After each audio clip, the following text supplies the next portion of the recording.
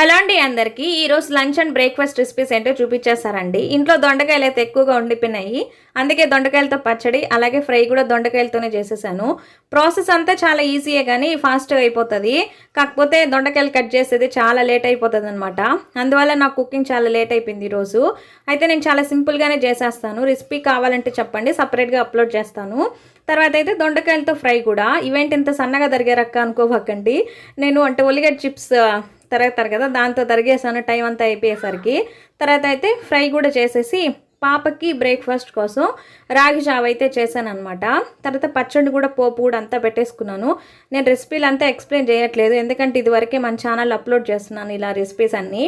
అయితే రాగి జావ కూడా బాగా కాచేసుకున్నాక ఇంట్లో బ్రేక్ఫాస్ట్ కోసం దోశలు అయితే వేసేసాను అనమాట. థర్డ్కి కుకింగ్ అంతా కంప్లీట్ చేసేసాను. ఇవాళ రెసిపీస్ అన్నీ ఇక్కడ చూపిస్తున్నాను, చూసేయండి.